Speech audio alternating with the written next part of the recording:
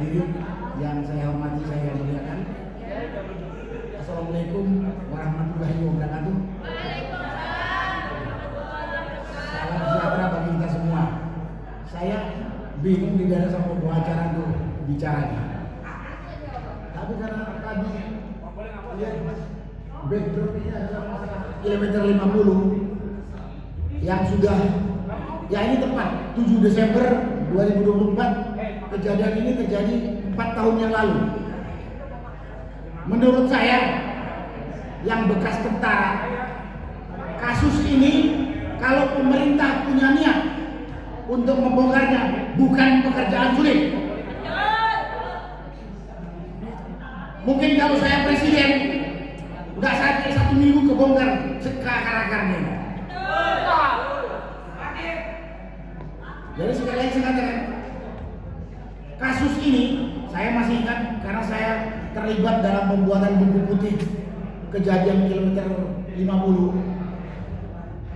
Dari prolognya, dari mulai tertangkapnya ada agen di pesantrennya Habib Rizik Syihab di Selabintang, Megamendung, udah tahu.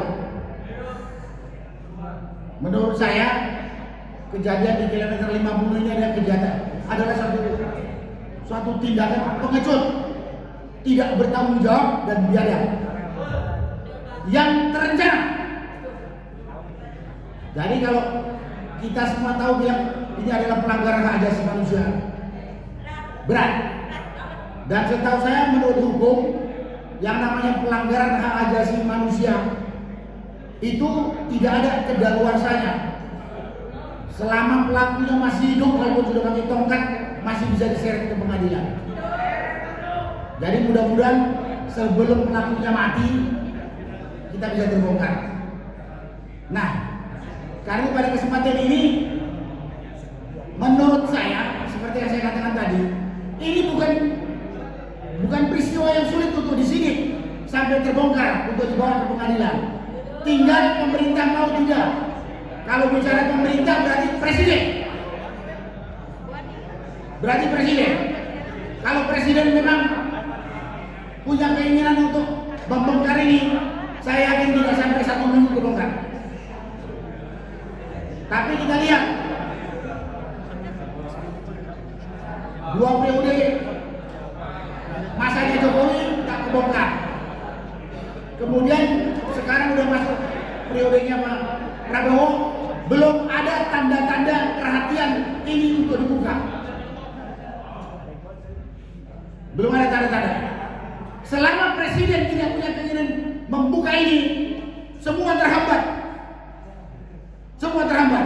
Tak akan mungkin berjalan. Tidak akan mungkin berjalan. Kita ngomong sekarang ini juga mungkin dianggap angin lalu saja oleh pemerintah. Karena itu pada kesempatan ini saya cuma menyarankan, mari kita teman-teman membentuk satu kelompok yang tahu masalah ini, yang konsen masalah ini. Kita coba untuk berkomunikasi atau untuk coba menghadap presiden,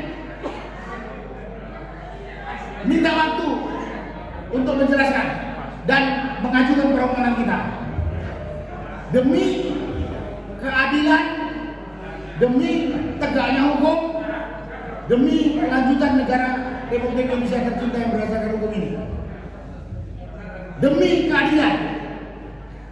Jadi saya bilang, saya menyarankan pada forum ini kita mungkin perlu membentuk satu tim, kemudian kita membimbing istana, kita minta berdiskusi, kita minta menyampaikan untuk ini dibongkar. Kalau kita diterima oleh presiden, baru kita bisa juga berkesimpulan presiden punya niat menyelesaikan atau presiden kelihatannya nggak punya niat menyelesaikan. Atau kalau kita udah menghadap ke sana melalui stafnya tidak diterima, kita juga bisa simpulkan kira-kira presiden seperti apa. Tapi selama presiden nggak punya niat untuk membongkar ini, terhambat semua. Terhambat semua, berhenti semua. Bahkan kita yang menyarankan ini yang nanti kemudian dikriminalisasi. Jadi pada kesempatan ini saya sarankan kita bentuk tim, kita bikin surat atau datang ke sekretariat negara, kita minta menghadap presiden. Kalau diterima, kita bisa simpulkan presiden berniat atau tidak. Kalau nggak diterima, berarti presiden juga nggak peduli dengan kasus ini. Selama tidak ada perintah dari presiden, kita pesimis.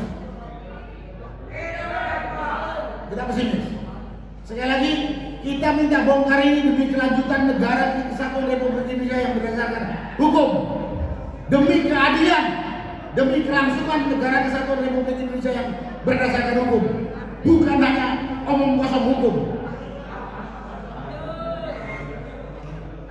Kita udah tahu lah selama ini. Itulah yang bisa saya sampaikan pada kesempatan ini. Mudah-mudahan ada teman yang mau, teman yang punya akses ke istana. Dan kalau boleh saya tambah ini Pak Refli, termasuk kasus PIK 2 PSN itu, ya, di mana saya terlibat dalam tim itu. Ini kalau presiden merespon satu kata saja, usut, selesaikan sesuai aturan, selesai satu hari. Selesai satu hari saya katakan. Tapi kalau presiden tidak memerintahkan, semua mengambil manfaat. Pengusaha rakusnya mengambil manfaat untuk menambah kerakusan dia soal tambah kaya. Pengkhianatnya juga demikian mendapatkan manfaat dari pengusaha rakus ini yang menderita rakyat puluhan ribu. Yang menderita rakyat puluhan ribu. Karena kita sudah memberikan data dengan benar. Tentu ada pihak ya memang yang diserang itu saya dianggap tukang bikin ribut, cari perhatian, bikin gaduh dan lain sebagainya. Padahal katakan benar. Karena itu pada kesempatan saya ngomong ini saya katakan kasus kilometer 50 dan kasus PIK 2 PSN, begitu presiden mengatakan selesaikan sesuai dengan aturan hukum, selesai satu hari. Kalau tidak, ya kita berupaya. Jangan pesimis, kita tetap teriak. Mudah-mudahan nggak budak itu pemerintah. Masih punya hati. Itulah yang bisa saya sampaikan pada kesempatan ini. Terima kasih Pak Refli, terima kasih semuanya. Wassalamualaikum warahmatullahi wabarakatuh.